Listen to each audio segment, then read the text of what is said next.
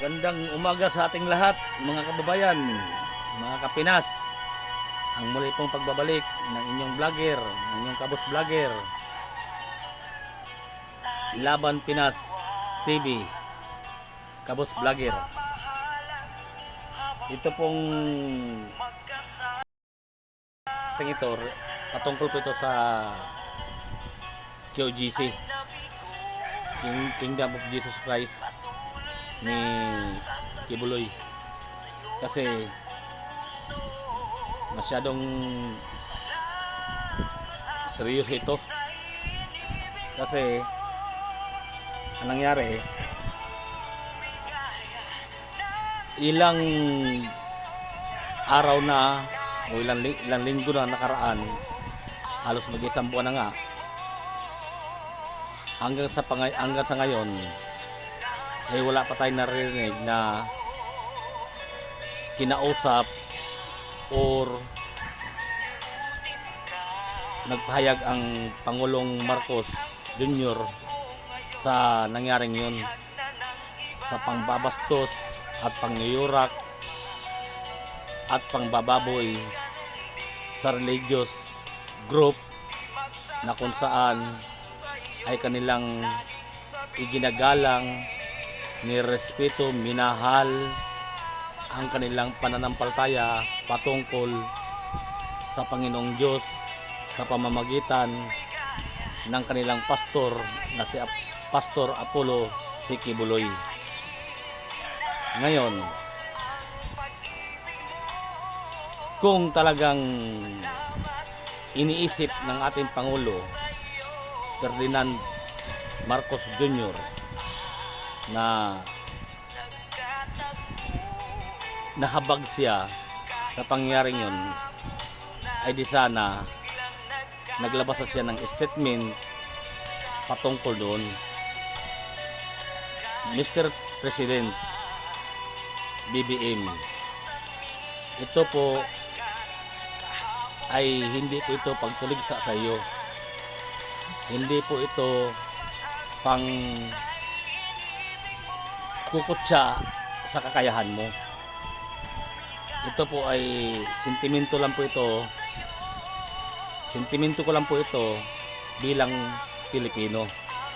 Bagamat hindi ako member ng Kingdom of Jesus Christ ni Pastor Kibuloy, ngunit bilang tao, sabi ko nga, ay karapatan namin na maawa, mahabag sa pananampalataya ng mga member ni POGC, sapagkat sila ay tao rin. Hirap din silang katulad namin. Pilipino din sila na tulad natin. Ngunit ano itong ginagawa ng administrasyon mo? Niyurak, binaboy, pinaglaruan ang kanilang pananampalataya na kung saan doon lang sila humuhugot ng lakas at pananalig at panalangin nila sa ating Panginoong Diyos, na siya ring lumikha sa iyo at siya ring lumikha sa ating lahat. Bakit ganito ang ginawa mo? Marahil iniisip mo, Mr. President, o iniisip nyo, lahat kayong nasa paligid ng presidente, marahil iniisip nyo na ang mga Pilipino na mga mahihirap ay laylayan lamang sa inyong paningin at bubo sa inyong pananaw. Pues masakit pang pakinggan yung salitang iyon, ngunit ito ay nararapat lamang na marinig ninyo, sapagkat kami taong bayan din.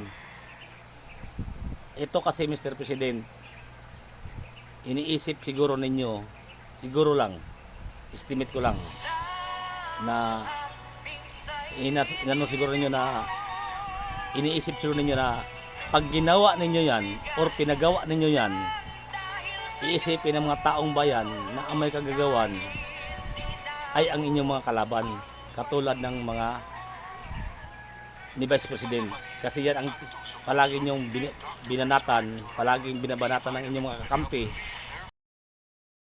hindi ang iyong mga kakampi, na pilit nilang pinapabagsak ang aming Vice President, Sara Duterte. Yan ang lumalabas. Kahit anong tawas namin gawin, yan ang lumalabas na mga black propaganda gamit ang inyong mga mainstream media, ang inyong mga vloggers. Kagaya nga sa mga lumalabas, mismong si Senator na kapatid ninyo, Senator Manang Amy Marcos, na sinasabi niya na naglabas ng 400 million para ilaan sa mga vloggers ninyo o vloggers ni Martin Romualdez o ni Tambaluslos na yan, para ibayad, para sirain ang Vice President ng bansa, which is si Vice President Inday Sara Duterte. Marahil iniisip ninyo na pag ginawa ninyo yon, ang pambababoy, pangyuyurak sa mga religious group ni Pastor Kibuloy, at isipin ng Pilipino na iyon ay ginawa ng grupo ni Vice President Inday Sara Duterte or ng dating Pangulong Duterte. Marahil yun ang inisip nyo. Ito, sentimento ko lang ito. Hindi ito pagbibintang, kundi marahil, baka. So, kung yan ang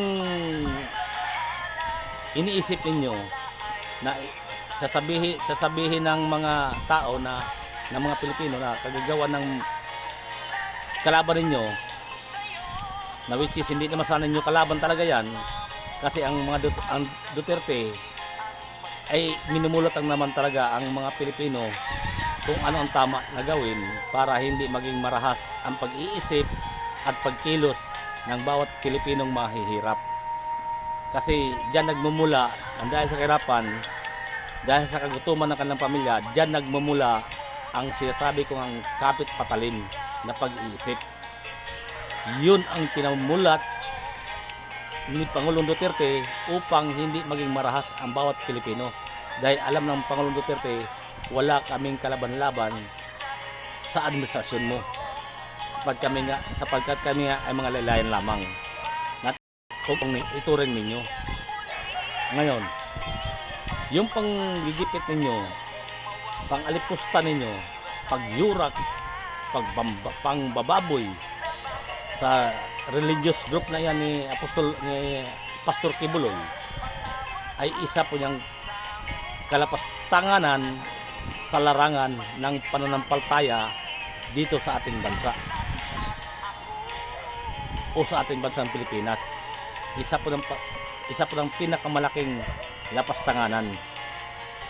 Bagamat naniniwala kami o naniniwala ka sa karma, ngunit kailan pa darating yung karma na yun para sa iyo? Matagal pa. Nakinabang na kayo.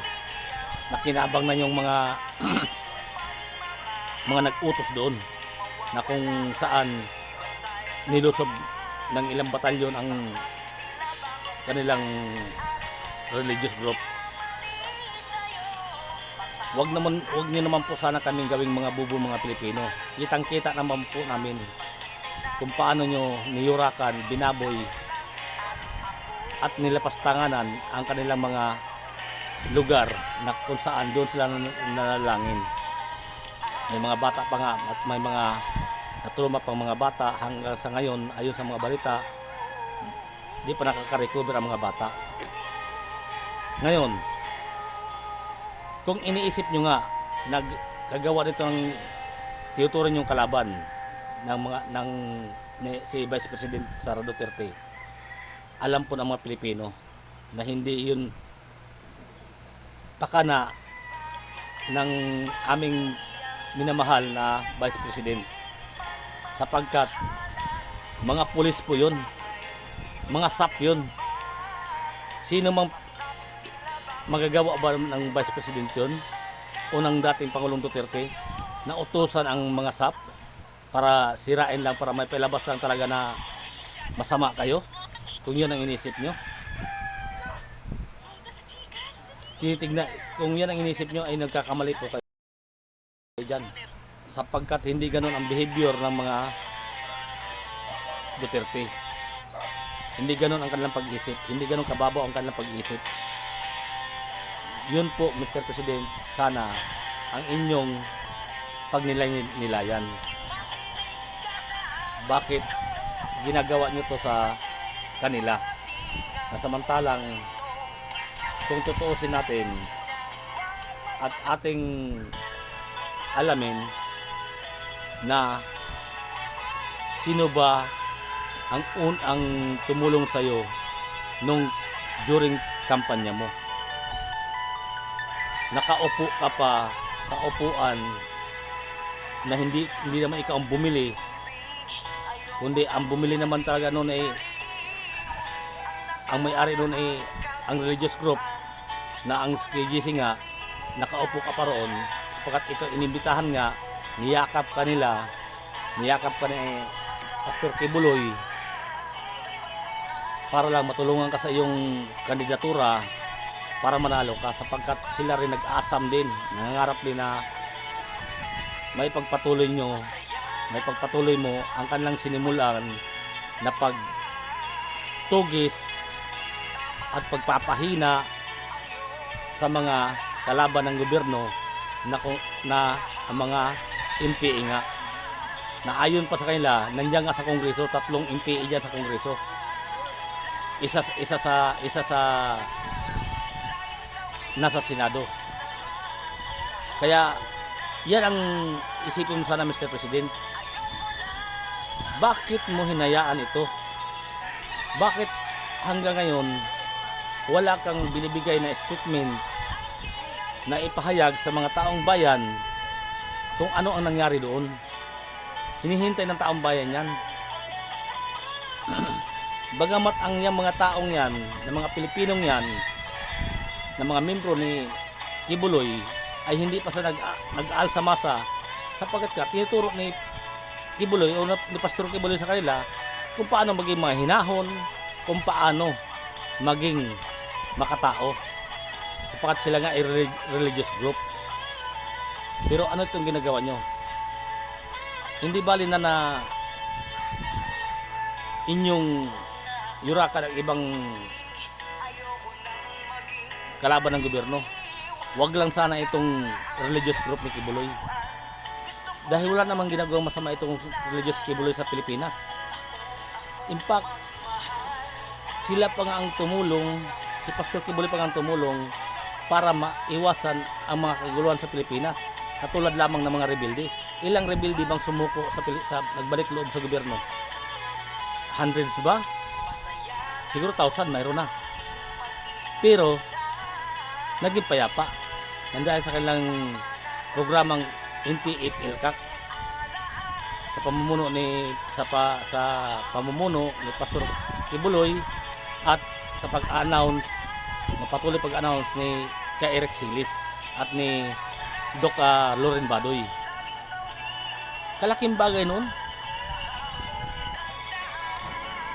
na samantalang ang kanilang istasyon na SMNI, yun lang ang nagsasabi ng totoo sa mga nagpaparating sa mga radyo, sa kabundukan, sa mga liblib ng Pilipinas, kung saan naroon ng mga rebelde, dahil sapagkat or marahil alam ni Eric Silis kung nasaan yung mga kampo ng mga rebelde, pinaglalagyan lang ng satellite doon na para marinig ng mga rebelde ang programa ng gobyerno gamit ang isiminay.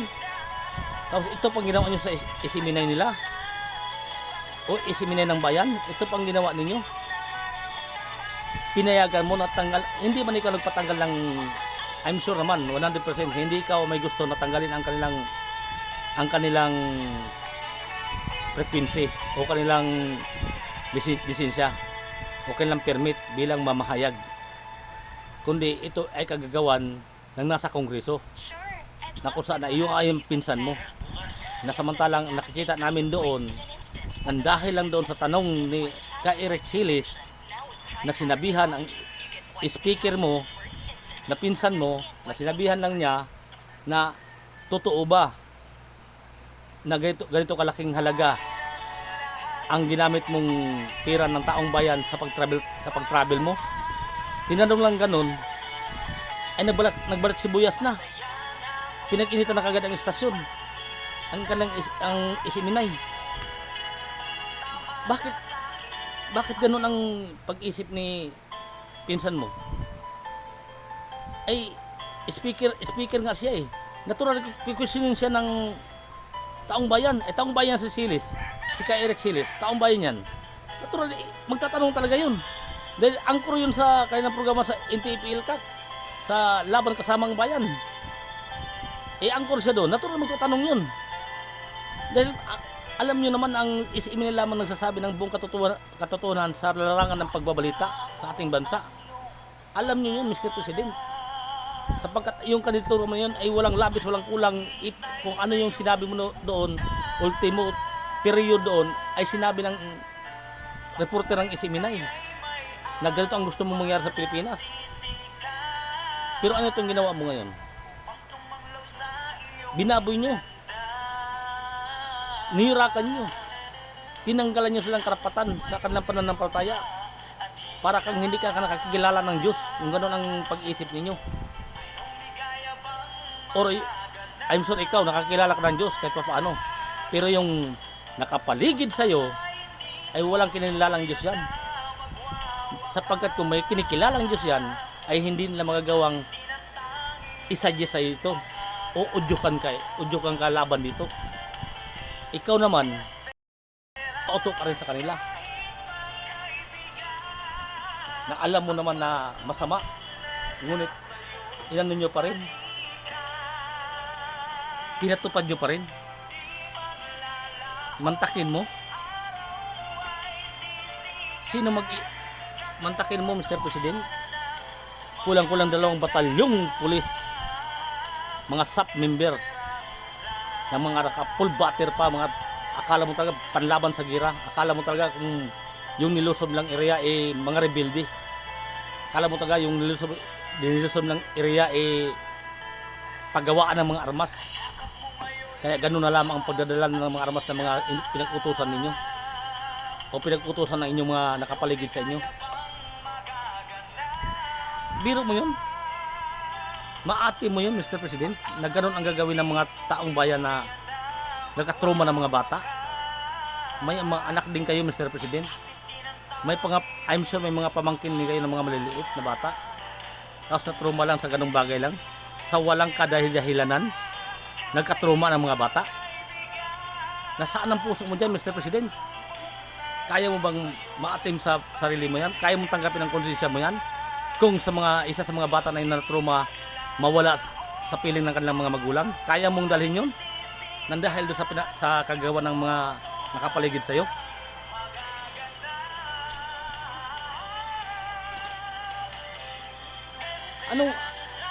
Anong policy mayroon kayo, Mr. President? Ginutom nyo nga ang bawat Pilipinong mahirap. Tinanggalan nyo na nga ng kakulangan ng trabaho. Tinanggalan nyo na nga kakulangan ng hanap buhay. Ginutom nyo na nga, binastos, binaboy, niyurakan nyo pa ang religious group ng QGC. Na samantalang ang kingdom na yan ni Kibuloy, para sa kalaman mo, Mr. President, tumutulong yan sa mga mahihirap. Nagpapakain yan sa mga bata, ng mga pulubing mga bata. Nilulugawan nila yan. Pinapakain nila, binibihisan nila yan. Saan ka nakakitang eskwelahan? Sa buong Pilipinas, saan ka nakakitang eskwelahan na may mag-offer na scholarship sa mga bata na nag-eskwela? Walang pinipili. Ma-Muslim man, makatoliko man, ma-Iglesia man ni Kristo, kung kinakailangan, niyayakap nila, pinag-aral nila na libre. Kita mo naman, kahit pansuriin nyo dyan sa kanilang eskwelahan dyan sa Davao, mga libre yan. Ang karamihan dyan. Siguro kung kami, baka 50-40 or 40-60. Ang libre dyan 60. Ang nagbabayad dyan 40. Saan ka nakakita ng ganun? Tapos, ito lang ang gagawin nyo? Yurakan nyo? Babuyin nyo? Lapastanganin nyo ang kanilang mga lugar na kung saan doon sila nanalangin? Pambabastos masyadong ginawa nyo sa taong bayan, Mr. President. Yan ang totoo. Totoong totoo yan. Pambabastos ang ginawa ninyo. Hindi man ikaw ang paggawa nito, pero ikaw ang sisisihin ng taong bayan sapagkat ikaw ang presidente. Dahil kung hindi mo pwedeng sabihin sa amin na hindi mo alam ito. Dahil nga sa alam mo ito, kaya hanggang ngayon hindi ka nagbibigay ng statement o paliwanag man lang sa taong bayan kung bakit nangyari yun. Manong man lang sabihin mo, ang nangyari na iyon doon sa QGC ni Kibuloy ay marahil dahil doon sa mga naparatang sa kanya. Pero ito, hindi ko gusto ito.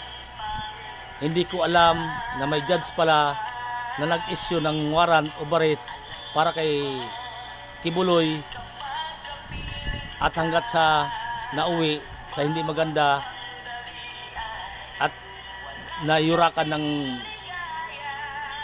Philippine Police ang ng mga SAP ang kanilang lugar.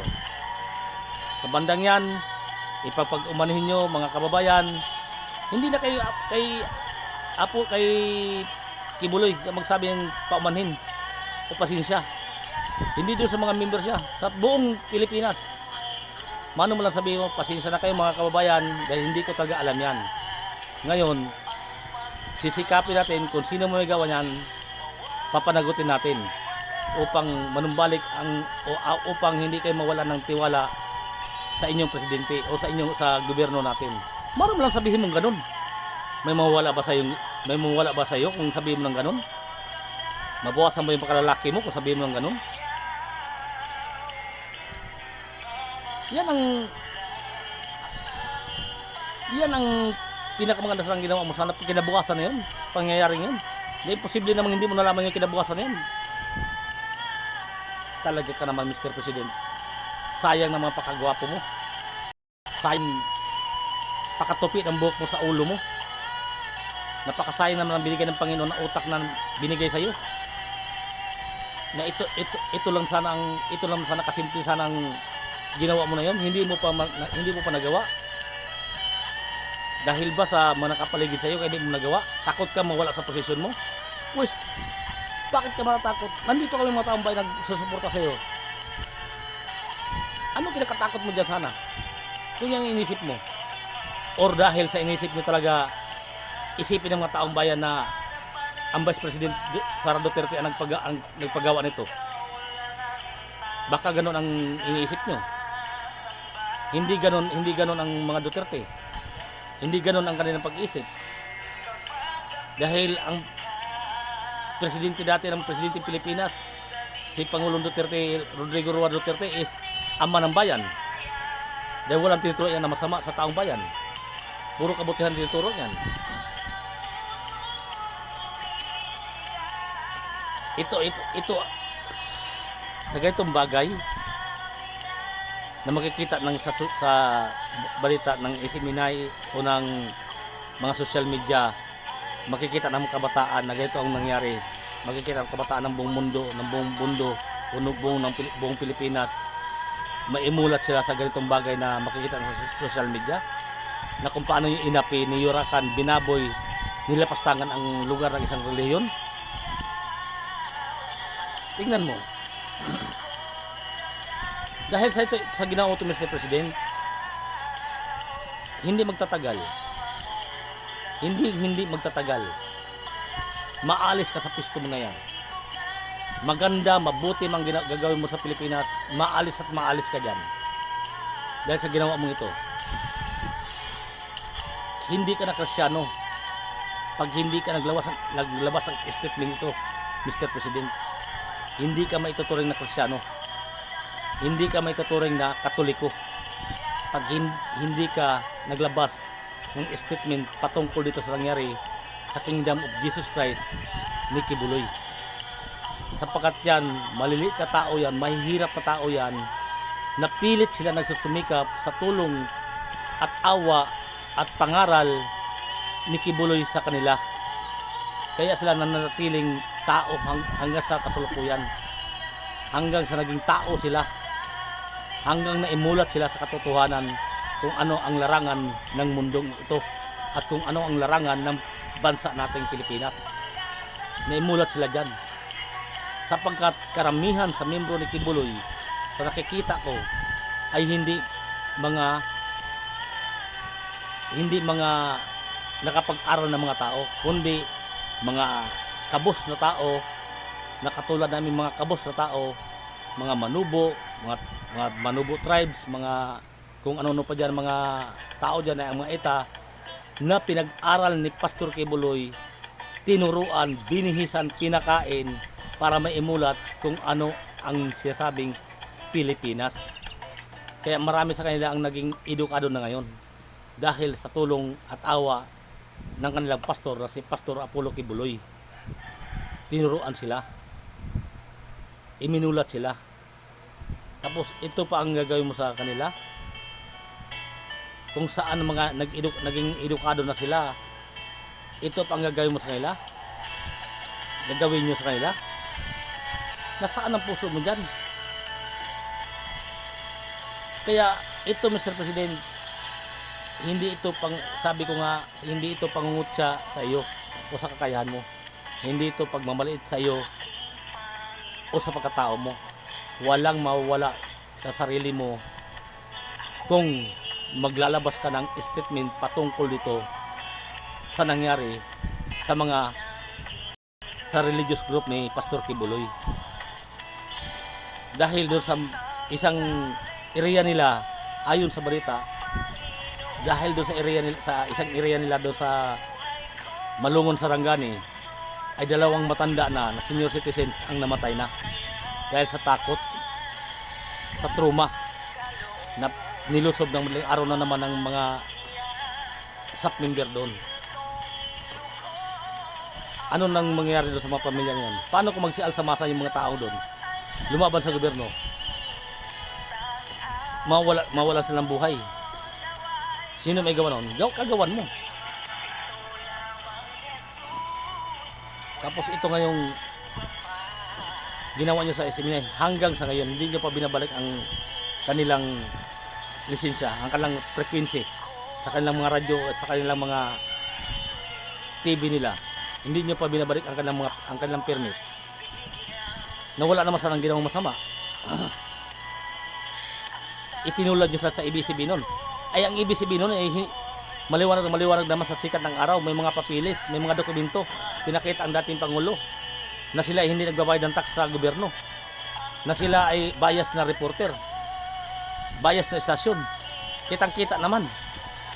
Samantalang SMNI, nagbabayad silang tax.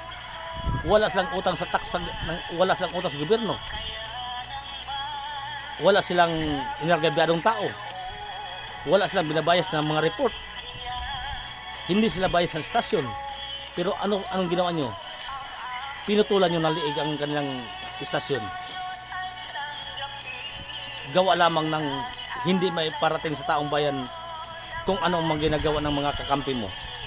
Naman samantalang kung pinagpatuloy nyo yung estasyon ng SMNI na yan, kung anong mga ginagawa mo sa bayan, sila ang magkakalat niyan, sila ang ipaparating sa mga liblib na lugar ng saman sa Pilipinas. Kakalandakan yan, ibabalita nila doon na ito ang ginawa ng ating Pangulong Marcos.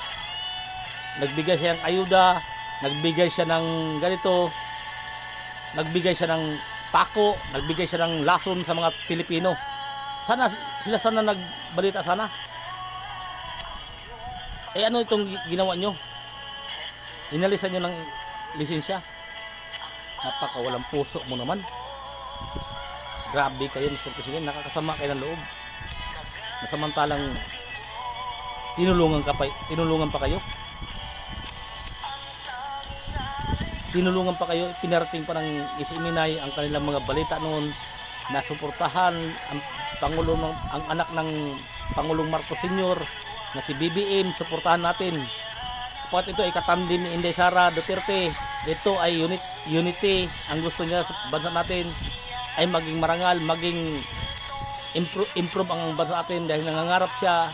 Ito ang sinasabi niya na pababain ang kilo ng bigas, gawing 20 ang kilo ng bigas.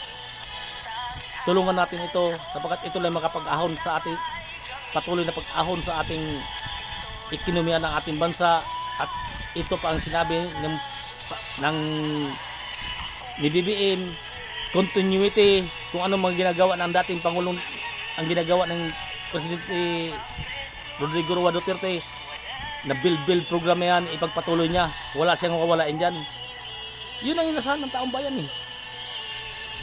Tapos anong nangyari ngayon? Sa kabila ng pagmalasakit ng isiminay ni Pastor Kibuloy sa iyo, sa kabila ng kanilang pagyakap sa iyo, sa kanilang pag sumikap na manalo ka, ang sinukli mo, karahasan, kababuyan, pagyurak, paglapastangan sa kanilang paniniwala. Yun ang sinukli mo. Yung ba ay gawain ng isang matinong tao? Yung ba ay gawain ng tao na nasa tamang pag-iisip?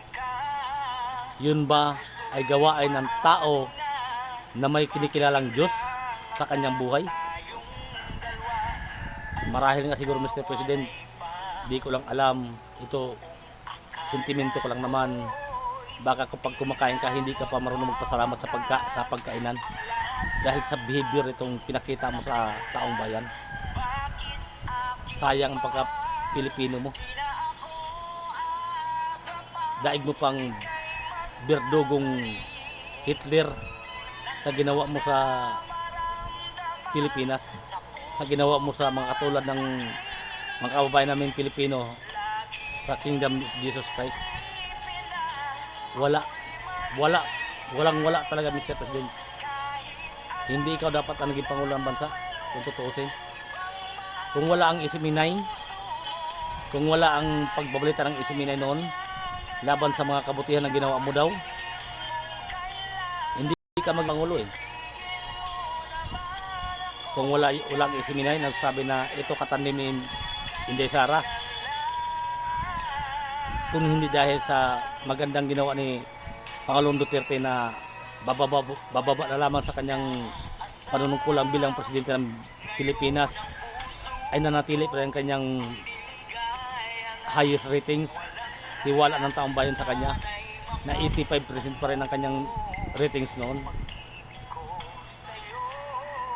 Kung hindi dahil doon, hindi ka magiging Pangulo ng bansa. Baka nga talunin ka pa ni Leni Robredo noon eh. Kung hindi mo naging katandim si Inday Sara, talunin ka ni Leni Robredo noon. Maniwala kayo.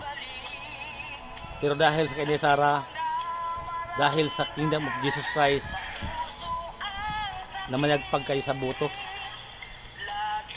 kaya naging Pangulo kayo ng bansa. Tapos ang igaganti nyo sa mga taong tumulong sa iyo, tulad na lamang Inday Sara na lubusang buong puso niya tumulong sa iyo sa pangangampanya. At ang isiminay Kingdom of Jesus Christ, tinulungan kayo. Ang isiminay, tinulungan kayo na makarating sa mga liblib na lugar ang inyong mensahe para magsilabasan sa kanilang mga bahay ang mga nasa liblib na lugar ng Pilipinas, para magsilabasan, magsiboto. Isiminay magawa nun, isiminay nagtumulong nun. Walang ibang istasyon nung tumulong nun. Sino bang istasyon tumulong sa iyo noon during kampanya mo? Tumulong ba ang ABS-CBN nun sa iyo? Tumulong ba ang Channel 5 sa iyo noon? Tumulong ba ang GMA sa iyo noon during campaign mo? Isiminay lang tumulong sa iyo. Yan ang totoo dyan. Nasubaybay ng Pilipino yun. Tapos ipagmalaki mo yung mga troll spam farm mo. Sasabihin mo walang media na tumatanggap sa iyo noon, walang Lapre, walang Manila Bulletin, walang sino mang Mr. Media, walang tumatanggap sa iyo, kaya ka nag-hire ng troll spam farm. Yung troll farm mo ngayon, ito na ginagamit naman ng pinsan mo para magkalat ng mga false information, mga maling mga black propaganda laban sa Vice President. Ito ngayon ang ginagawa niyo na naman. Tao pa ba kayo niyan? Napakas rahas niyo mag-isip, Mr. President. Hindi lang sana ikaw nagsisisi talaga ng taong bayan, ikaw pa naging presidente. Sige na.